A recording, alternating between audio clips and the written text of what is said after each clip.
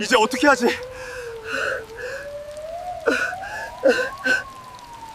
비가 내리고 있었습니다. 한 사람의 인생을 송두리째 바꾼 교통사고가 일어났습니다. 이건 내가 선택한 삶이야. 한 번의 교통사고, 그는 평생 책임을 지기로 선택합니다. 과연 어떻게 된 일일까요? 오늘의 이야기 시작합니다. 2024년 11월 서울 외곽의 한 재개발 예정 구역이었습니다. 박영철은 그날도 새벽 5시에 눈을 떴습니다. 알람 소리가 아니었습니다. 몸이 기억하고 있었습니다. 70년을 살면서 단 한 번도 늦잠을 잔 적이 없는 몸이었으니까요. 단칸방 천장에는 얼룩이 있었습니다. 작년 여름 장마 때 생긴 것이었습니다. 집주인에게 말하지 않았습니다. 어차피 이 건물도 내년이면 사라질 예정이었으니까요. 이불은 개지 않았습니다. 개봤자 다시 펼 공간도 없었고 누가 보러 오는 것도 아니었으니까요. 세면대 앞에 섰습니다. 거울은 없었습니다. 5년 전 깨진 뒤로 새로 사지 않았습니다. 굳이 자신의 얼굴을 볼 이유가 없었으니까요. 찬물로 얼굴을 씻었습니다. 겨울이든 여름이든 항상 찬물이었습니다. 온수가 나오지 않는 게 아니었습니다. 그가 보일러를 켜지 않았을 뿐이었습니다. 수건은 낡았습니다. 실밥이 풀려 있었고 색도 바랬습니다. 하지만 아직 물기는 닦아냈습니다. 그에게는 그것으로 충분했으니까요. 아침은 먹지 않았습니다. 냉장고 안에는 김치 반찬통 하나와 생수병 2개가 전부였습니다. 쌀독에는 쌀이 반 정도 남아 있었습니다. 한 달은 더 버틸 수 있는 양이었습니다. 문을 열고 밖으로 나왔습니다. 복도는 어두웠습니다. 전구 절반이 나가 있었습니다. 관리사무소는 이미 철수한 지 오래였습니다. 이 건물에 사는 사람은 이제 4명뿐이었습니다. 계단을 내려갔습니다. 엘리베이터는 3년 전부터 고장 나 있었습니다. 4층에서 1층까지 그는 천천히 그러나 멈추지 않고 내려갔습니다.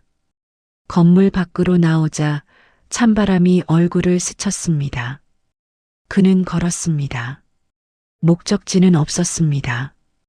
그저 걷는 것뿐이었습니다. 매일 아침 같은 시간에 같은 속도로요. 동네 사람들은 그를 알았습니다. 또 나왔네, 저 영감.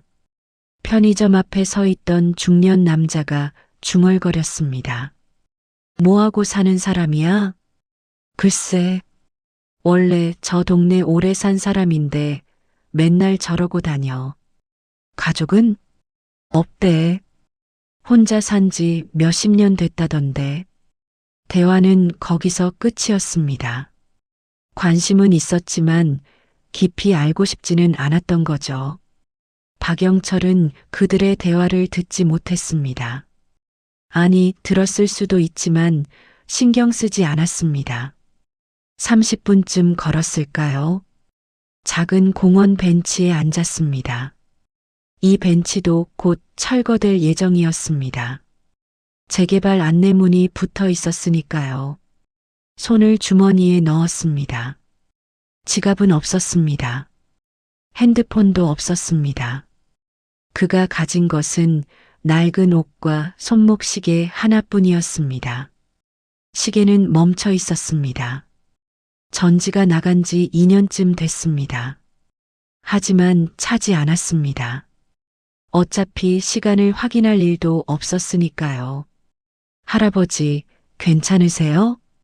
갑자기 앞에 누군가 서 있었습니다. 20대로 보이는 젊은 여성이었습니다. 손에는 커피 잔을 들고 있었어요.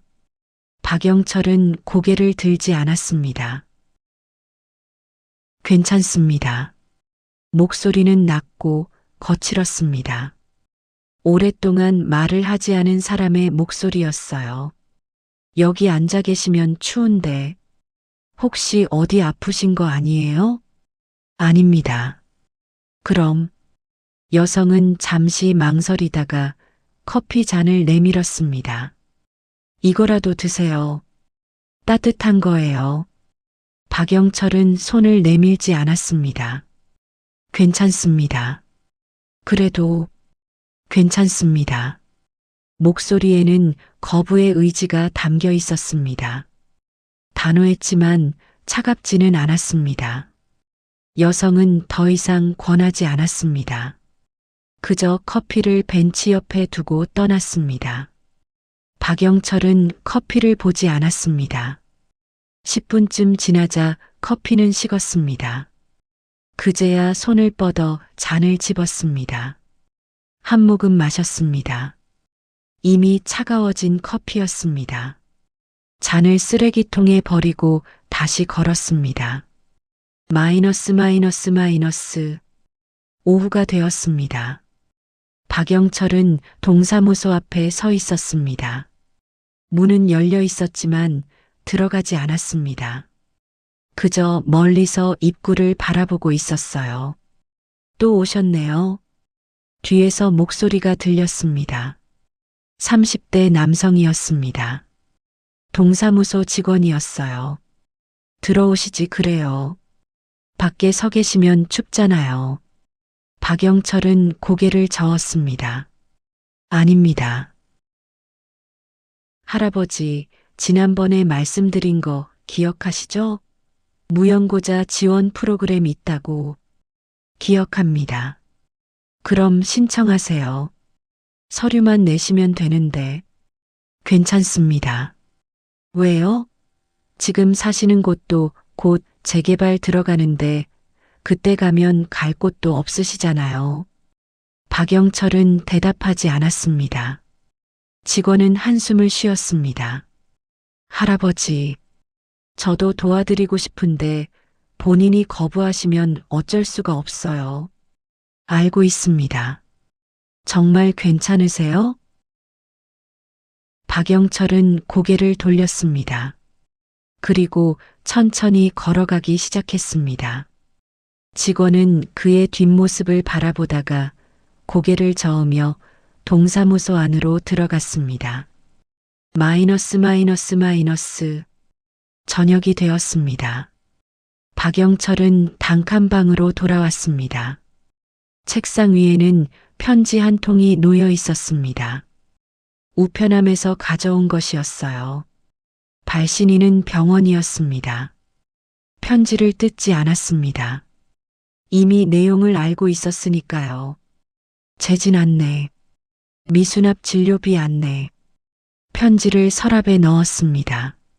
서랍 안에는 같은 병원에서 온 편지가 이미 6통 있었습니다. 책상 앞에 앉았습니다. 서랍 깊숙한 곳에서 낡은 수첩 하나를 꺼냈습니다. 표지는 검은색이었고 모서리는 헤어져 있었습니다. 30년은 좋게 넘어 보이는 물건이었어요. 수첩을 펼쳤습니다. 첫 페이지였습니다. 1번 1994년 3월 15일 5만 원. 1번 1994년 4월 15일 5만 원. 1번 1994년 5월 15일 5만 원. 같은 형식이 반복되어 있었습니다. 이름은 없었습니다. 숫자와 날짜, 그리고 금액만 있었어요. 다음 페이지였습니다. 2번 1997년 8월 20일 20만 원. 2번 1997년 9월 20일 20만 원. 또 다음 페이지였습니다. 3번 2001년 11월 10일 8만 원. 수첩은 총 200페이지였습니다. 모두 채워져 있었어요. 박영철은 마지막 페이지를 펼쳤습니다. 215번 2023년 12월 15일 2만 원. 그것이 마지막 기록이었습니다. 수첩을 덮었습니다. 그리고 다시 서랍 깊숙이 넣었습니다. 창밖을 보았습니다. 해가 지고 있었습니다. 재개발 예정지의 낡은 건물들 사이로 붉은 노을이 스며들고 있었어요. 박영철은 자리에서 일어나지 않았습니다. 그저 창밖을 바라보고 있었습니다. 밤이 되었습니다. 이불을 펼쳤습니다. 잠을 자야 할 시간이었어요. 불을 끄기 전 잠시 천장을 바라보았습니다. 얼룩이 있는 천장이었습니다. 내일도 볼 천장이었습니다. 모레도 볼 천장이었습니다. 눈을 감았습니다. 이 남자는 왜 이렇게 살고 있었을까요? 왜 도움을 거부했을까요? 수첩 속 숫자는 무엇이었을까요? 아무도 묻지 않았습니다. 그리고 그는 아무에게도 말하지 않았습니다. 1993년 봄이었습니다. 박영철은 28이었습니다. 당시 그는 고속 소속 시외버스 기사였습니다. 서울 부산 노선을 주로 담당했어요. 무사고 3년 차였습니다. 회사에서는 모범 기사로 불렸습니다. 지각한 적도 사고 낸 적도 민원 받은 적도 없었으니까요. 영철아, 오늘도 안전운행. 동료 기사가 손을 흔들며 인사했습니다. 네, 형님도요. 박영철은 짧게 대답하고 버스에 올랐습니다. 그는 말이 많은 편이 아니었습니다. 하지만 성실했습니다. 출발 30분 전에는 항상 도착해서 차량 점검을 했어요. 타이어 공기압을 확인했습니다. 브레이크 상태를 확인했습니다. 와이퍼 작동 여부를 확인했습니다. 엔진 오일을 확인했습니다. 하나하나 꼼꼼하게요. 괜찮네. 중얼거리며 운전석에 앉았습니다. 손목시계를 봤습니다. 오전 8시 20분이었습니다. 출발까지 10분 남았습니다. 승객들이 하나둘 탑승하기 시작했습니다. 기사님, 부산까지 몇 시간 걸려요? 약 5시간입니다. 중간에 쉬는 데 있죠? 네, 2번 정차합니다. 승객은 고개를 끄덕이고 자리에 앉았습니다. 8시 30분이었습니다. 정시 출발이었습니다. 박영철은 버스를 천천히 출발시켰습니다. 급출발도 급정거도 하지 않았습니다. 승객이 불편하지 않도록요. 고속도로에 진입했습니다. 차창 밖으로 봄볕이 들어왔습니다. 날씨가 좋았어요. 오늘은 막히지 않겠네. 혼잣말을 했습니다. 마이너스. 그날 저녁이었습니다. 서울로 돌아오는 막차를 몰고 있었습니다. 승객은 많지 않았습니다. 절반 정도만 찼어요. 시간은 밤 10시였습니다. 고속도로는 한산했습니다. 박영철은 창문을 조금 열었습니다. 찬바람이 얼굴을 스쳤습니다. 졸음을 쫓기 위해서였어요. 조금만 더 가면 휴게소다. 중얼거렸습니다. 그때였습니다. 휴대폰이 울렸습니다. 당시에는 버스에 개인 휴대폰을 두는 것이 흔했습니다. 박영철도 조수석에 작은 핸드폰을 하나 두고 있었어요. 전화를 받았습니다. 여보세요? 오빠, 나야. 여자 목소리였습니다. 약혼자였어요. 응, 지금 운행 중이야. 언제 들어와? 1시간 반 정도 남았어. 그럼 내일 보는 거지? 미안, 오늘은 못 볼 것 같아. 너무 늦어. 알았어. 그럼 주말에 보자. 응. 전화를 끊었습니다. 박영철은 핸드폰을 다시 조수석에 놓았습니다. 그리고 다시 앞을 봤습니다. 도로는 어두웠습니다. 가로등도 드문드문 있었어요. 속도를 조금 줄였습니다. 야간 운행은 항상 조심해야 했으니까요. 10분쯤 더 갔을까요? 비가 내리기 시작했습니다. 처음에는 약했습니다. 하지만 점점 강해졌어요. 박영철은 와이퍼를 켰습니다. 시야가 흐려졌습니다. 비가 세게 오네. 속도를 더 줄였습니다. 시속 80km였습니다. 그때였습니다. 앞에서 갑자기 불빛이 나타났습니다. 승용차 한 대가 중앙선을 넘어 역주행하고 있었어요. 박영철은 순간 핸들을 왼쪽으로 꺾었습니다. 꽝! 충돌이었습니다. 버스는 중앙 분리대를 스쳤고 승용차는 옆으로 튕겨나갔습니다. 승객들이 비명을 질렀습니다. 박영철은 급브레이크를 밟았습니다. 버스는 멈췄습니다. 손이 떨리는 것을 느꼈습니다. 괜찮으신가요? 뒤를 돌아보며 소리쳤습니다. 승객 몇 명이 넘어져 있었지만 크게 다친 사람은 없어 보였어요. 저기, 한 승객이 창밖을 가리켰습니다. 박영철은 창밖을 봤습니다. 승용차가 도로 옆에 뒤집혀 있었어요. 버스 문을 열고 뛰어내렸습니다. 비는 더 세게 내리고 있었습니다. 승용차로 달려갔습니다. 차 안에는 세 사람이 있었습니다. 운전석에는 남성이 있었습니다. 30대로 보였습니다. 의식이 없었어요.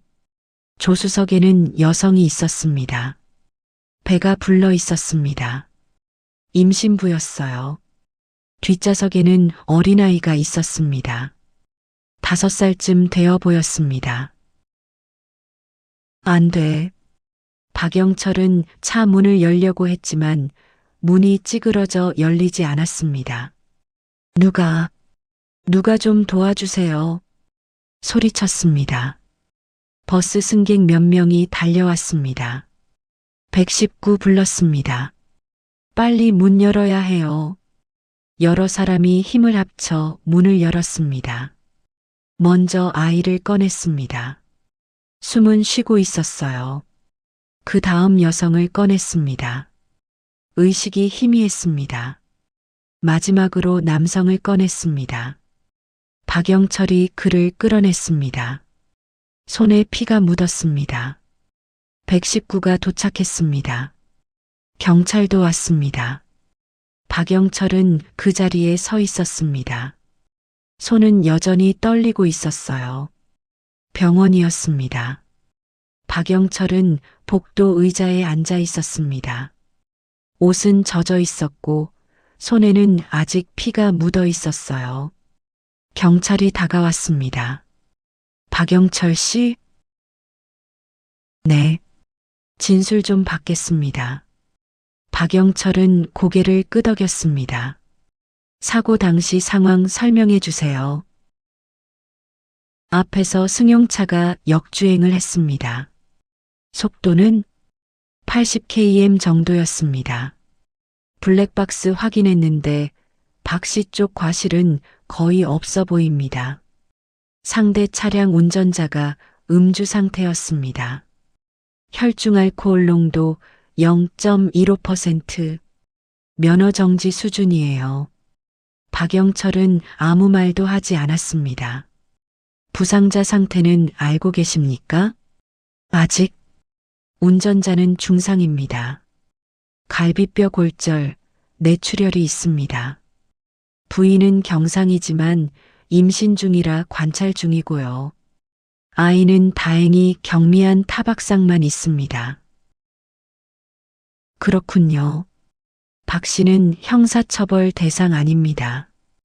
피해자 측 과실이 훨씬 크니까요. 경찰은 몇 가지 질문을 더하고 떠났습니다. 박영철은 다시 혼자 남았습니다. 복도 끝에서 누군가 울고 있었습니다. 여성이었습니다. 사고 난 차에 타고 있던 임신부였어요. 박영철은 그쪽을 바라봤습니다.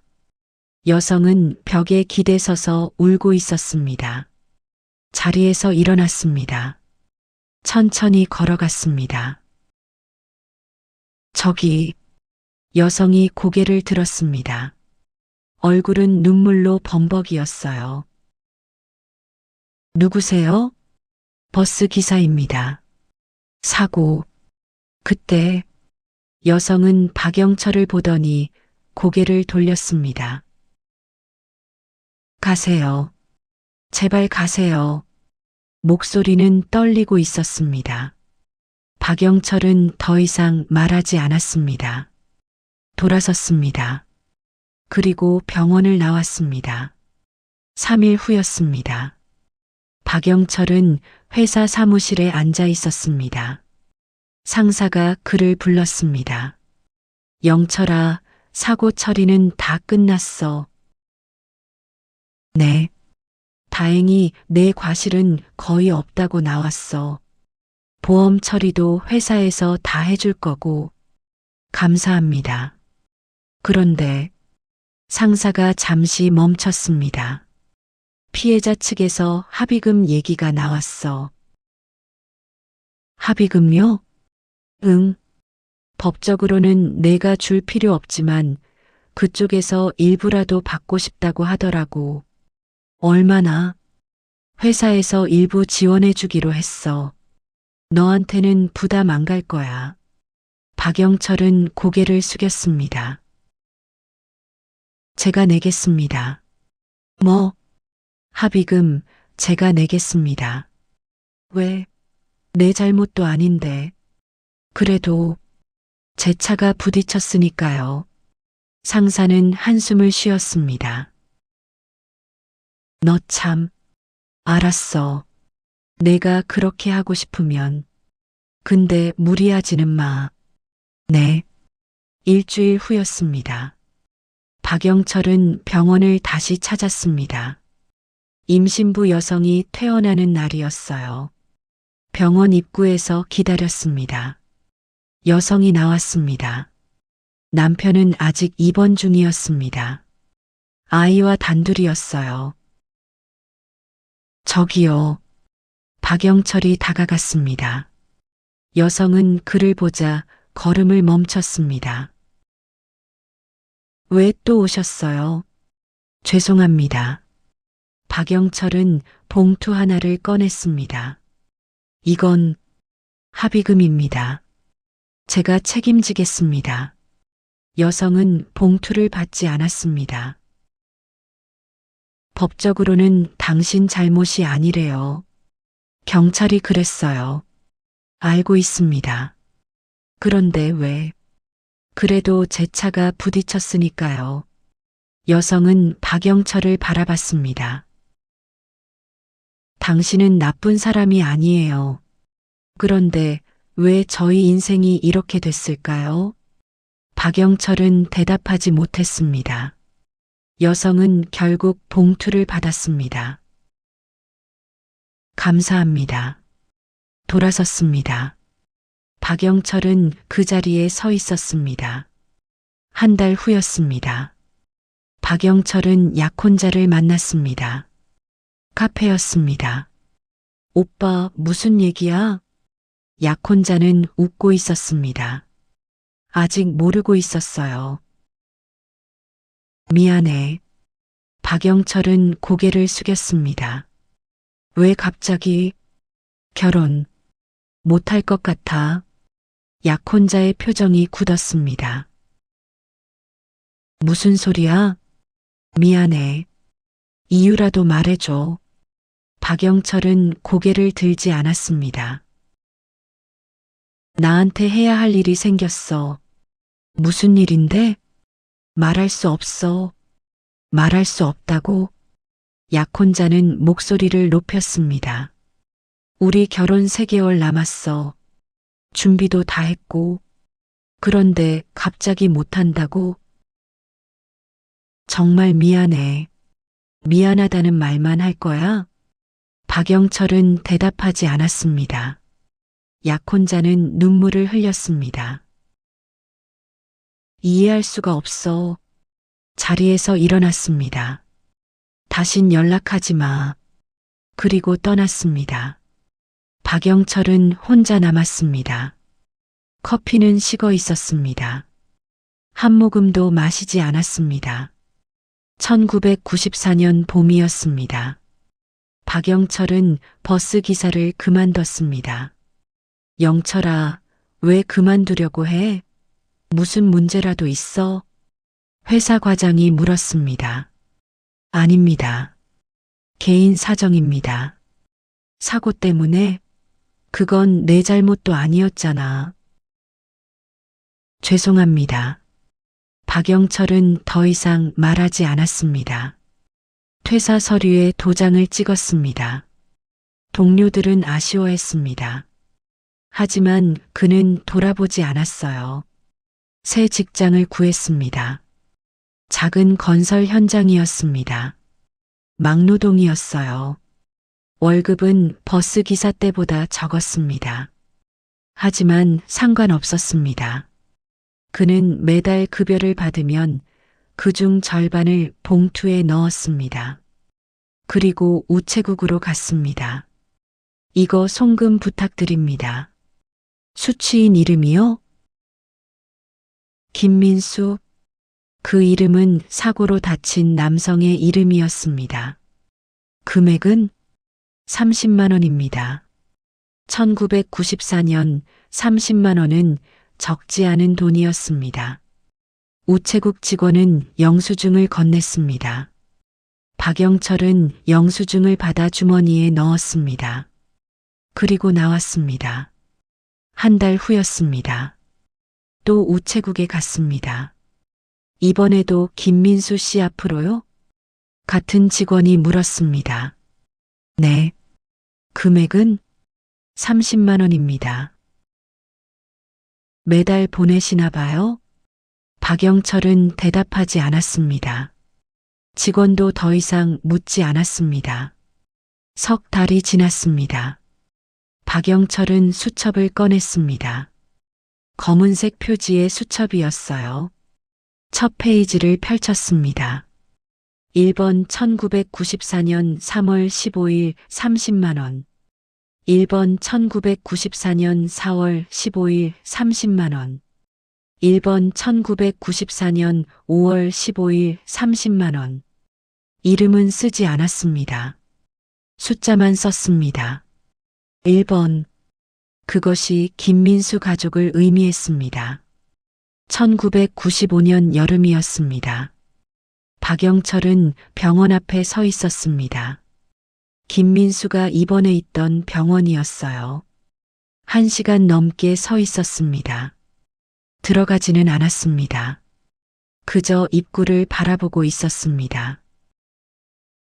잘 회복하셨으면 혼잣말을 했습니다. 그리고 돌아섰습니다. 어느 날이었습니다. 편지가 왔습니다. 발신인은 김민수였습니다. 박영철은 한참 동안 편지를 들고 있었습니다. 뜯지 않았습니다. 하루가 지났습니다. 이틀이 지났습니다. 일주일이 지나서야 뜯었습니다. 편지에는 이렇게 적혀 있었습니다. 박영철 씨께 매달 보내주시는 돈 정말 감사합니다. 법적으로는 받을 자격도 없는 돈인데 선생님의 마음이 너무 고마워서 받고 있습니다. 저희 가족은 이제 괜찮습니다. 제 다리는 완전히 낫지는 않았지만 걸을 수는 있습니다. 아내도 무사히 출산했습니다. 딸입니다. 이제 그만 보내주셔도 됩니다. 선생님도 본인 인생을 사세요. 정말 감사했습니다. 김민수 올림. 박영철은 편지를 읽고 천천히 접었습니다. 서랍에 넣었습니다. 그리고 다음 달에도 송금했습니다. 변함없이 30만 원이었어요. 1996년이었습니다. 또 편지가 왔습니다. 이번에는 김민수의 아내가 쓴 편지였습니다. 박영철 선생님께 남편이 돌아가셨습니다. 후유증으로 인한 합병증이었습니다. 장례는 조용히 치렀습니다. 선생님께 알려드리지 못해 죄송합니다. 그동안 보내주신 돈은 정말 큰 힘이 됐습니다. 하지만 이제는 더 이상 받을 수 없습니다. 선생님도 행복하시길 바랍니다. 감사했습니다. 박선영 올림. 박영철은 편지를 읽고 한참 동안 앉아 있었습니다. 눈물을 흘리지는 않았습니다. 그저 가만히 앉아 있었어요. 다음 달이었습니다. 박영철은 또 우체국에 갔습니다. 이번에도 김민수 씨 앞으로요? 아닙니다. 그럼 박선영 씨 앞으로 부탁드립니다. 김민수의 아내 이름이었습니다. 금액은 30만 원입니다. 직원은 아무 말도 하지 않았습니다. 그저 송금 처리를 했어요. 1997년이었습니다. 박영철은 또 다른 편지를 받았습니다. 이번에는 거절의 편지였습니다. 더 이상 받을 수 없습니다. 제발 그만 보내주세요. 선생님 인생도 사셔야 합니다. 이건 선생님 잘못이 아니었습니다. 박영철은 편지를 읽고 수첩을 펼쳤습니다. 1번 1997년 8월 15일 30만 원. 마지막 기록이었습니다. 그리고 그 밑에 작은 글씨로 적었습니다. 종료. 하지만 끝이 아니었습니다. 일주일 후였습니다. 박영철은 신문을 보고 있었습니다. 작은 기사 하나가 눈에 들어왔습니다. 한부모 가정 아동 지원 필요. 기사에는 사고로 부모를 잃은 아이들 이야기가 실려 있었습니다. 박영철은 신문을 접었습니다.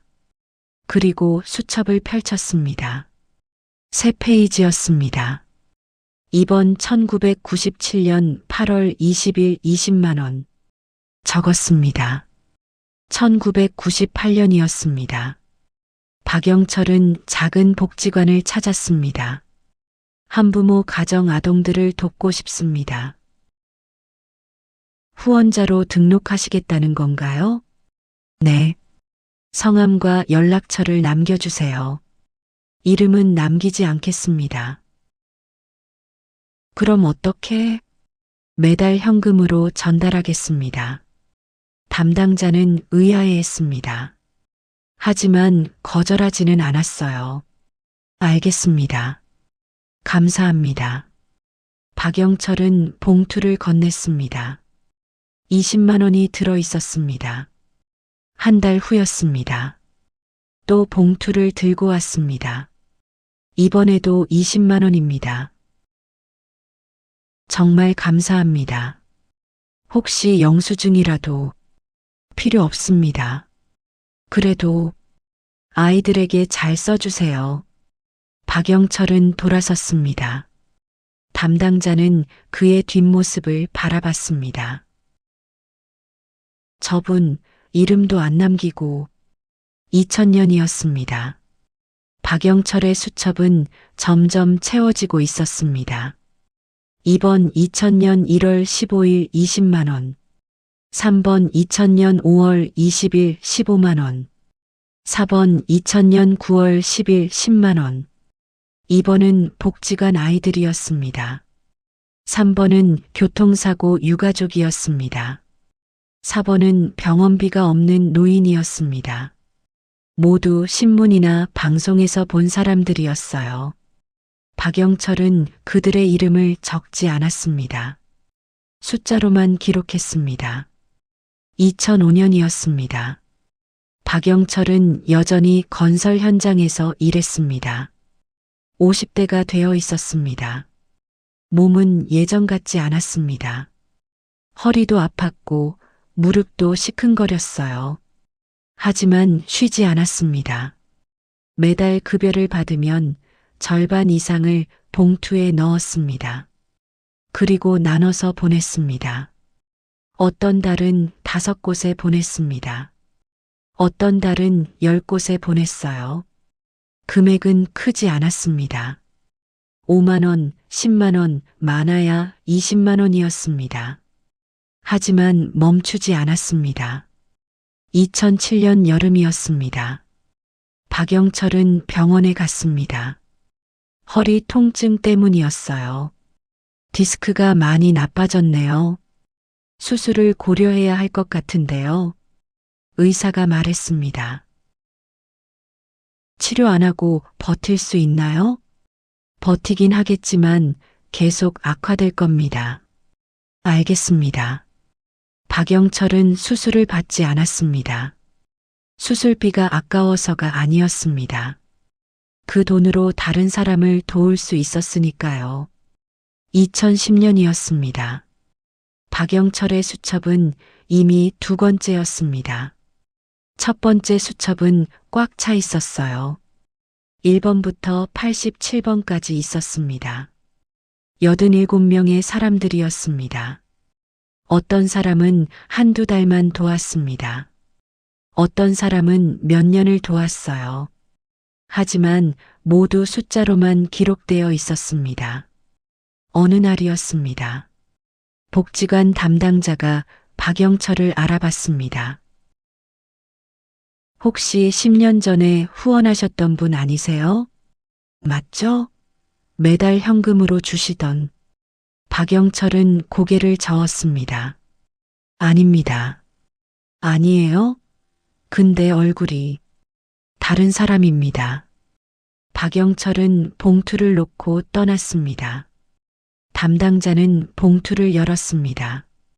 15만 원이 들어 있었어요. 2012년이었습니다. 박영철은 작은 사고를 당했습니다. 공사장에서 자재가 떨어져 팔을 다쳤어요. 병원에 갔습니다.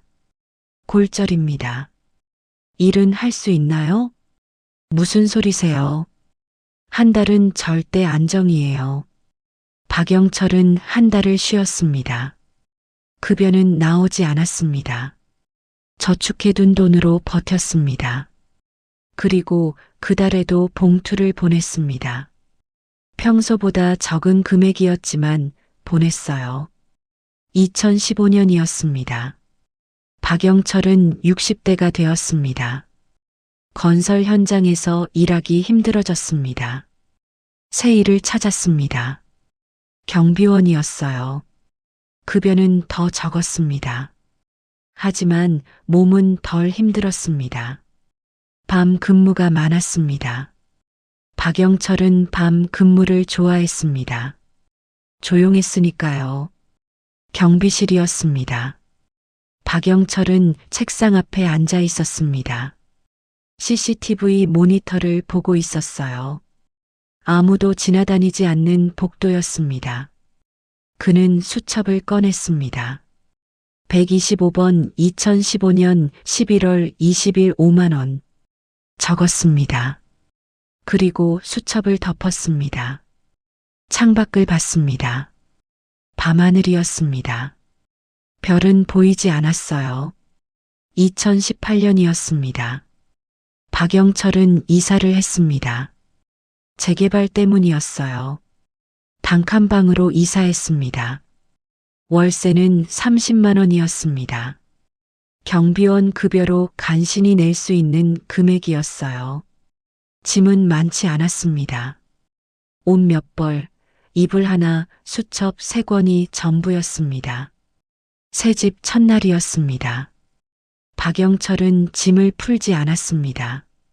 그저 창가에 앉아 있었어요. 수첩을 펼쳤습니다. 1번 1994년 3월 15일 30만 원. 첫 페이지였습니다. 24년 전 기록이었어요. 박영철은 천천히 페이지를 넘겼습니다. 50번, 100번, 150번. 마지막 페이지에 도착했습니다. 187번 2018년 12월 20일 3만 원. 187명이었습니다. 24년 동안 187명을 도왔습니다. 2020년이었습니다. 코로나가 시작됐습니다. 박영철은 경비 일을 잃었습니다. 건물이 폐쇄됐으니까요. 새 일을 찾았지만 쉽지 않았습니다. 나이가 많았어요. 몇 달을 백수로 지냈습니다. 저축해둔 돈이 바닥났습니다. 어느 날이었습니다. 박영철은 수첩을 펼쳤습니다. 그 달에는 보낼 돈이 없었습니다. 처음이었습니다. 26년 만에 처음이었어요.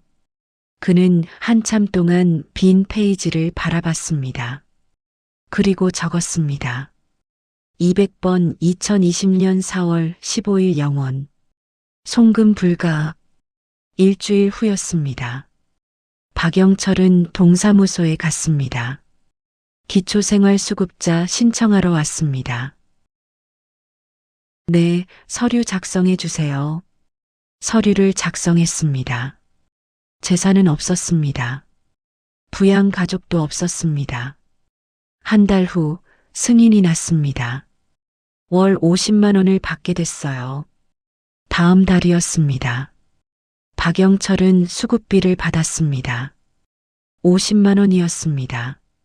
그중 30만 원을 봉투에 넣었습니다. 그리고 우체국으로 갔습니다. 송금 부탁드립니다.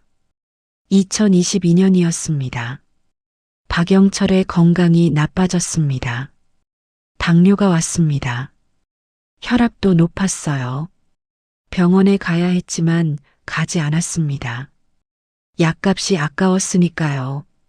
어느 날이었습니다. 쓰러졌습니다. 길에서였어요. 119가 왔습니다. 병원에 실려갔습니다. 보호자 연락처가 어떻게 되세요? 간호사가 물었습니다. 없습니다. 가족은요? 없습니다. 그럼 누가? 혼자입니다. 간호사는 안타까운 표정을 지었습니다. 입원 3일 차였습니다. 의사가 왔습니다. 당뇨 합병증이 심각합니다. 계속 치료받으셔야 해요. 퇴원하고 싶습니다. 아직은 안 됩니다. 돈이 없습니다. 의료급여 대상자시잖아요. 걱정 안 하셔도 돼요. 박영철은 고개를 저었습니다. 그래도 퇴원하고 싶습니다. 결국 일주일 만에 퇴원했습니다. 2023년이었습니다. 박영철은 단칸방에 누워 있었습니다. 몸을 움직이기 힘들었어요. 약을 먹어야 했지만 약이 없었습니다. 병원에 가야 했지만 가지 않았습니다. 수첩을 펼쳤습니다. 마지막 기록이었습니다. 215번 2023년 12월 15일 2만 원. 29년이었습니다. 215명이었습니다. 박영철은 수첩을 덮었습니다. 그리고 서랍에 넣었습니다. 창밖을 봤습니다. 해가 지고 있었습니다. 박영철은 눈을 감았습니다. 그는 단 한 번도 자신의 이름을 밝히지 않았습니다. 단 한 번도 감사를 요구하지 않았습니다. 단 한 번도 기억되길 바라지 않았습니다. 그저 묵묵히 30년을 살았습니다. 하지만 아무도 몰랐습니다. 아직은요. 2024년 1월이었습니다. 박영철은 병원에 실려갔습니다. 의식이 없었어요. 응급실이었습니다. 환자 신원 확인됐습니까? 네, 박영철. 70세. 무연고자로 등록되어 있습니다. 보호자는? 없습니다. 의사는 차트를 확인했습니다. 상태가 좋지 않네요. 당뇨 합병증, 신부전까지. 어떻게 하시겠습니까? 최선을 다해야죠. 일주일이 지났습니다. 박영철은 깨어나지 못했습니다. 중환자실이었어요. 간호사가 차트를 확인하고 있었습니다. 이 환자, 정말 연고자가 아무도 없나요? 네, 확인했습니다. 혼자 사신 지 30년 넘었대요. 그런데 이상한 게 뭐가요? 병원비 미납 기록이 있는데 다른 사람 이름으로 기부 내역이 있어요. 기부요? 네. 복지관, 병원, 재단. 여기저기 소액으로 30년간 꾸준히. 간호사들은 고개를 갸우뚱했습니다. 2월이었습니다. 박영철은 여전히 깨어나지 못했습니다. 동사무소에 연락이 갔습니다. 무연고자 박영철 씨, 현재 중환자실에 계십니다. 장례 준비를 해야 할 것 같은데요. 알겠습니다. 사회복지사 파견하겠습니다. 며칠 후였습니다. 사회복지사 이지민이 병원에 왔습니다. 30대 초반 여성이었어요. 박영철 씨 건으로 왔습니다. 네, 이쪽입니다. 중환자실 앞에 섰습니다. 유리창 너머로 박영철이 보였습니다. 산소호흡기를 끼고 누워 있었어요. 이지민은 한참 그를 바라봤습니다.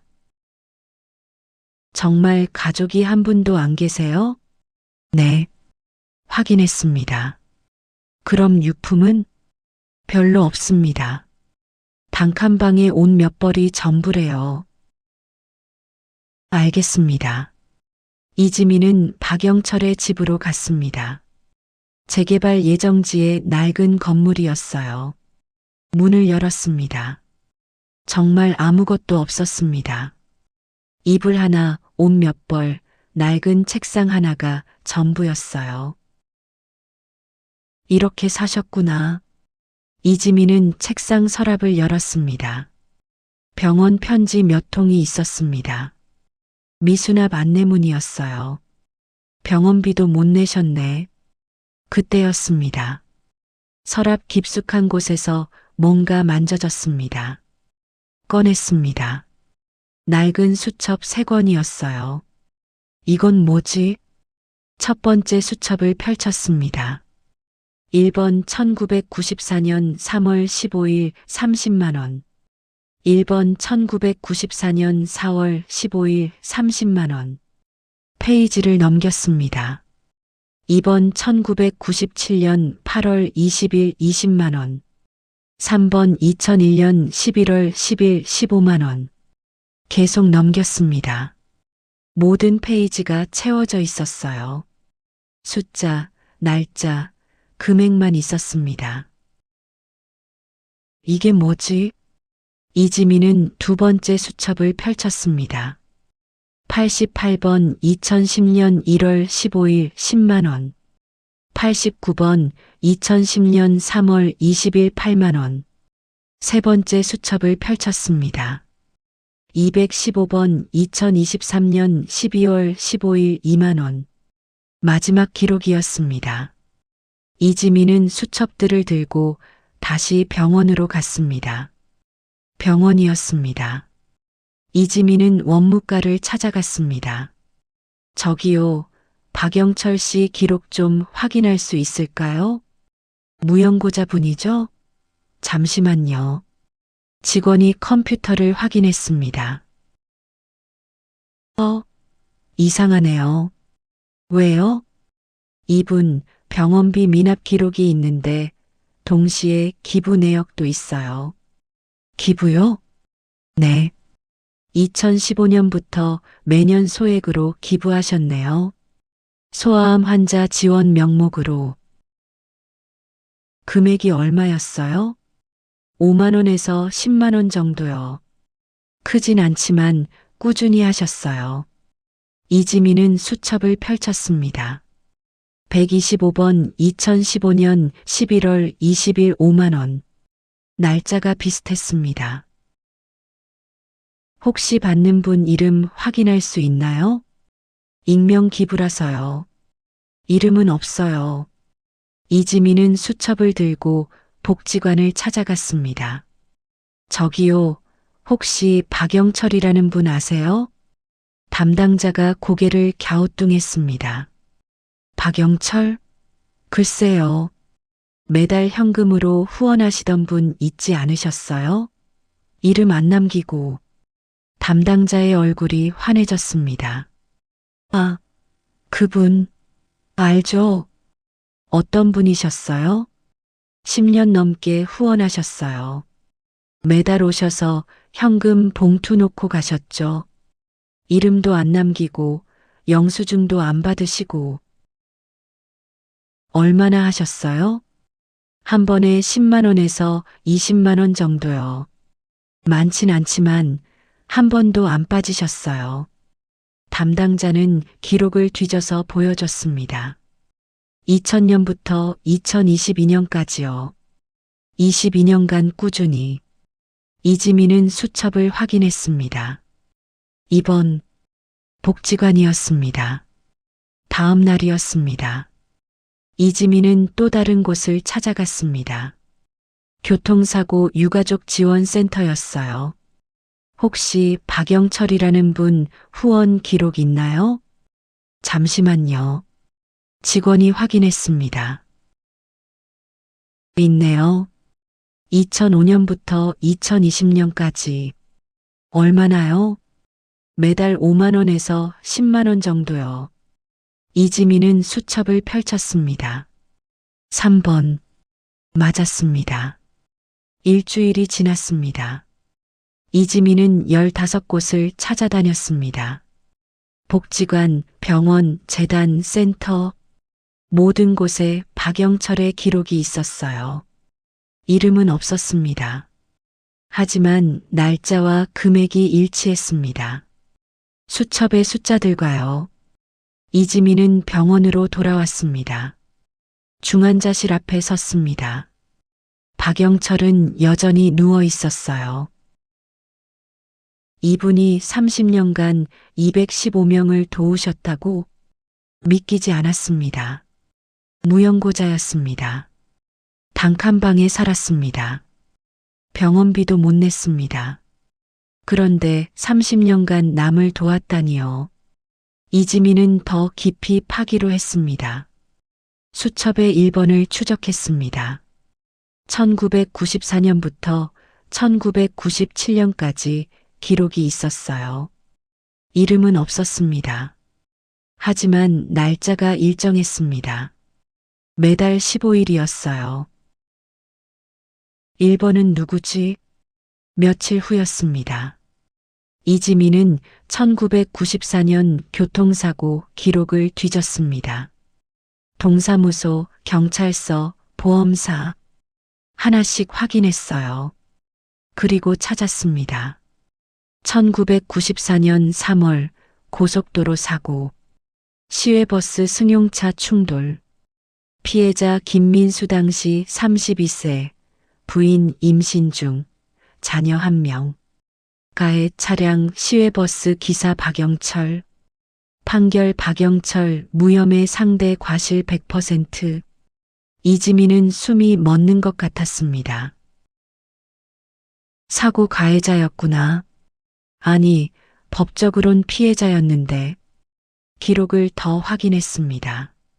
김민수, 1996년 사망. 사고 후유증. 유가족 부인 박선영, 자녀 2명. 이지민은 박선영의 연락처를 찾았습니다. 다음 날이었습니다. 이지민은 박선영을 만났습니다. 60대 여성이었어요. 무슨 일로 오셨어요? 박영철이라는 분 아세요? 박선영의 얼굴이 굳었습니다. 아, 그분. 아시는구나요. 어떻게 있겠어요. 남편 사고 때. 박선영은 한숨을 쉬었습니다. 남편이 음주운전하다가 사고 냈어요. 상대는 시외버스였고요. 법적으론 우리 잘못이었죠. 그런데 그 버스 기사분이 박영철 씨가 매달 돈을 보내주셨어요. 얼마나요? 30만 원씩이요. 3년 넘게. 제가 거절했어요. 선생님 잘못도 아닌데 왜 그러시냐고. 그런데도 계속 보내주셨어요. 그녀의 눈에 눈물이 맺혔습니다. 남편이 죽고 나서도 보내주셨어요. 아이들 학비로 써달라고. 제가 결국 그만 보내달라고 편지 썼죠. 그 후로는 연락이 끊겼어요. 30년 가까이 됐죠. 이지민은 수첩을 보여줬습니다. 1번 1994년 3월 15일 30만 원. 그녀는 수첩을 보고 울음을 터뜨렸습니다. 그분이 이렇게까지. 이지민은 더 많은 사람을 찾아갔습니다. 15번을 추적했습니다. 2010년부터 2023년까지 기록이 있었어요. 작은 금액이었습니다. 2만 원에서 5만 원이었어요. 날짜가 일정했습니다. 매달 20일이었습니다. 병원 기록을 확인했습니다. 2010년 소아암 환자 한 명이 있었어요. 이름은 정수진이었습니다. 당시 7살이었습니다. 부모는 경제적으로 어려웠어요. 병원비를 내지 못해 치료를 중단할 뻔했습니다. 그때 익명의 후원이 들어왔습니다. 매달 5만 원씩이었어요. 13년간 계속됐습니다. 정수진은 지금 20살이었습니다. 완치되어 대학생이 되어 있었어요. 이지민은 정수진을 만났습니다. 저를 도와주신 분이 누구예요? 정수진이 물었습니다. 박영철이라는 분이에요. 어떤 분이신데요? 모르세요? 전혀요. 부모님도 몰라요. 그냥 익명으로 계속 후원이 들어왔대요. 이지민은 박영철 사진을 보여줬습니다. 정수진은 고개를 저었습니다. 본 적 없어요. 그분은 당신을 한 번도 만나지 않았어요. 그냥 13년간 조용히 도와주셨어요. 정수진은 사진을 보며 눈물을 흘렸습니다. 왜요? 왜 저를? 모르겠어요. 아마 신문이나 방송에서 보셨을 거예요. 이지민은 계속 찾아다녔습니다. 50번, 100번, 150번. 하나하나 추적했어요. 어떤 사람은 이름을 기억했습니다. 어떤 사람은 얼굴도 몰랐습니다. 하지만 모두 한 가지 공통점이 있었어요. 익명의 후원자가 있었다. 그리고 그 날짜와 금액이 수첩과 일치했습니다. 한 달이 지났습니다. 이지민은 50명 넘게 찾아냈습니다. 모두 박영철이 도운 사람들이었어요. 그들은 몰랐습니다. 누가 도와줬는지요. 박영철은 단 한 번도 자신을 드러내지 않았습니다. 이지민은 병원으로 돌아왔습니다. 중환자실 앞에 섰습니다. 박영철은 여전히 의식이 없었어요. 왜 이렇게 사셨어요? 이지민은 유리창에 손을 댔습니다. 왜 아무에게도 말하지 않으셨어요? 그때였습니다. 간호사가 달려왔습니다. 환자 상태 악화됐습니다. 의사들이 뛰어들어갔습니다. 심정지, 제세동기, B-, 모니터 소리가 울렸습니다. 이지민은 유리창 밖에서 지켜봤습니다. 손이 떨렸어요. 10분이 지났습니다. 의사가 나왔습니다. 돌아가셨습니다. 2024년 3월 15일 오후 3시 27분. 박영철님 임종하셨습니다. 이지민은 주저앉았습니다. 아직 할 말이 많은데 장례는 조용히 치러졌습니다. 무연고자 장례였어요. 빈소는 병원 영안실이었습니다. 찾아오는 사람은 없었습니다. 이지민만 홀로 앉아 있었어요. 며칠 후였습니다. 이지민은 결심했습니다. 수첩에 있는 사람들을 모두 찾기로요. 215명이었습니다. 불가능해 보였습니다. 하지만 시작했습니다. 한 명씩 연락했습니다. 박영철이라는 분 아세요? 모르는데요. 혹시 2000년대 초반에 익명으로 후원 받으신 적 있으세요? 아, 그때 있었어요. 그분이 박영철 씨예요. 정말요? 대부분이 놀랐습니다. 30년 가까이 지났지만 기억하는 사람들이 있었어요. 이지민은 온라인 카페를 만들었습니다. 박영철님을 기억합니다. 수첩에 있는 사람들을 하나씩 초대했어요. 처음에는 몇 명이었습니다. 일주일 후 20명이 됐습니다. 한 달 후 50명이 됐습니다. 카페에 글들이 올라오기 시작했습니다. 저는 15년 전 교통사고로 부모를 잃었습니다. 그때 익명으로 학비를 보내주신 분이 계셨어요. 그분이 박영철님이었다니. 제 딸이 소아암이었습니다. 병원비가 없어서 치료를 포기할 뻔했는데 매달 5만 원씩 보내주신 분이 계셨어요. 13년간이나요.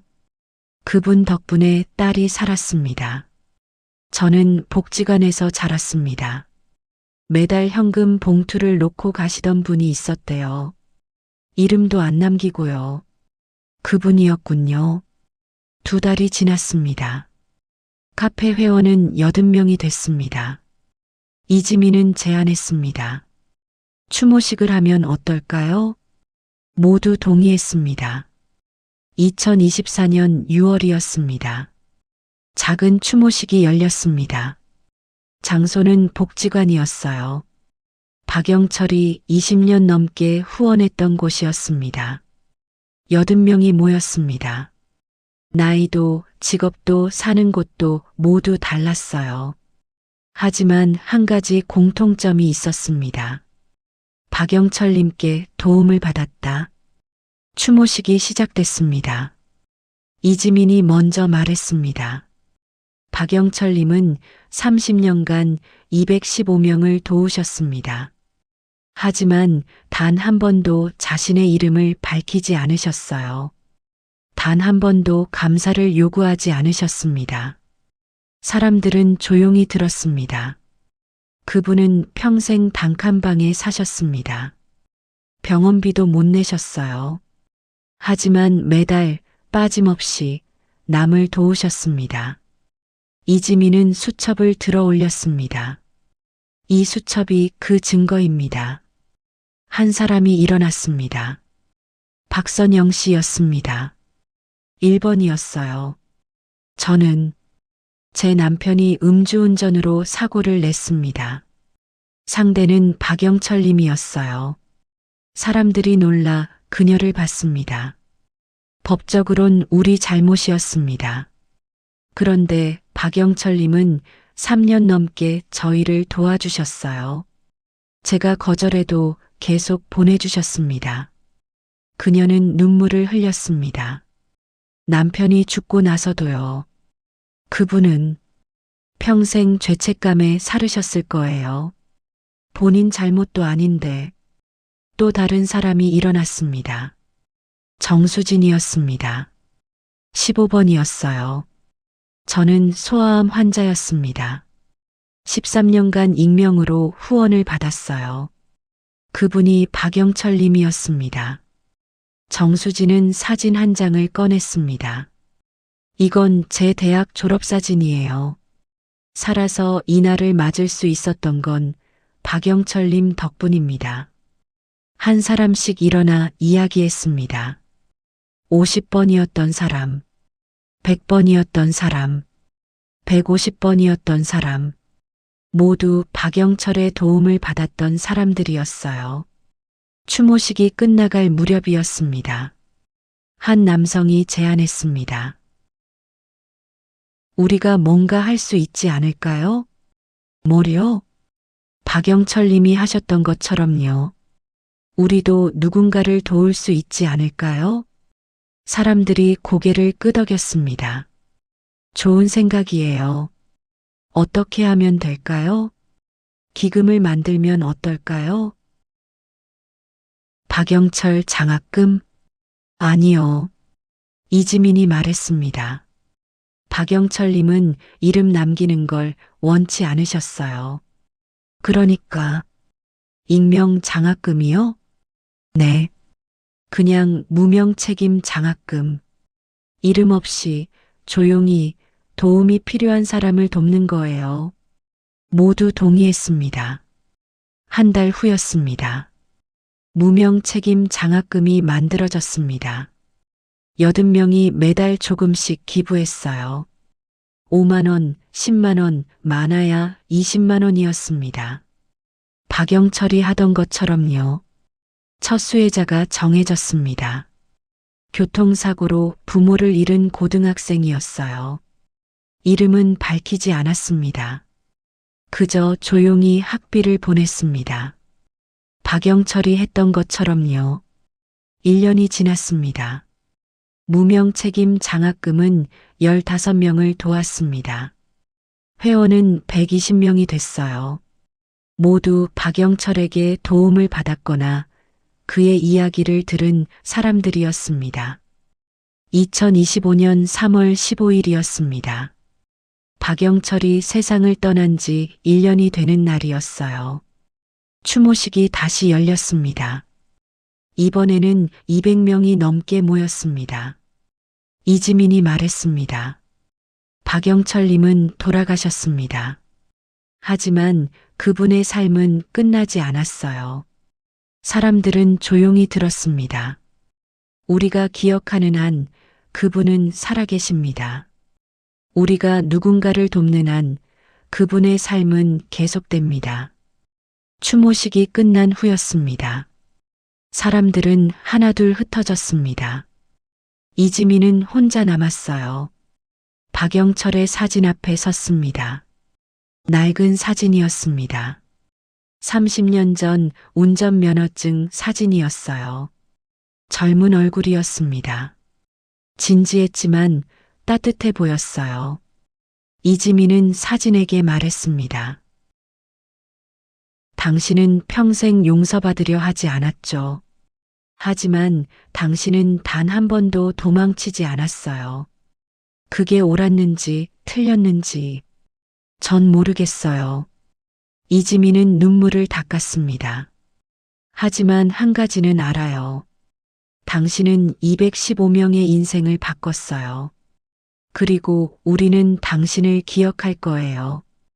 이지민은 수첩을 꺼냈습니다. 박영철의 수첩이었어요. 마지막 페이지를 펼쳤습니다. 215번 2023년 12월 15일 2만 원. 그 밑에 작은 글씨로 적혀 있었습니다. 아직 부족함. 이지민은 웃었습니다. 눈물이 흘렀지만 웃었어요. 부족하지 않았어요. 충분히 많이 하셨어요. 밤이었습니다. 이지민은 집으로 돌아왔습니다. 책상 앞에 앉았어요. 새 수첩을 꺼냈습니다. 첫 페이지를 펼쳤습니다. 그리고 적었습니다. 1번 2025년 3월 15일 5만 원. 박영철이 했던 것처럼요. 이름은 적지 않았습니다. 숫자만 적었어요. 세상은 그를 몰랐습니다. 하지만 215명은 기억합니다. 그리고 그들이 또 다른 누군가를 도울 것입니다. 이름 없이요. 조용히요. 박영철 씨가 했던 것처럼요. 그는 단 한 번도 용서받지 않았습니다. 하지만 단 한 번도 도망치지 않았습니다. 이 인생은 실패였을까요? 아니면 너무 늦게 완성된 책임이었을까요? 답은 당신이 정하십시오. 오늘의 이야기를 끝까지 시청해 주셔서 감사합니다. 참된 인생이 의미를 다시 한번 되새겨 봅니다. 구독과 좋아요는 큰 힘이 됩니다.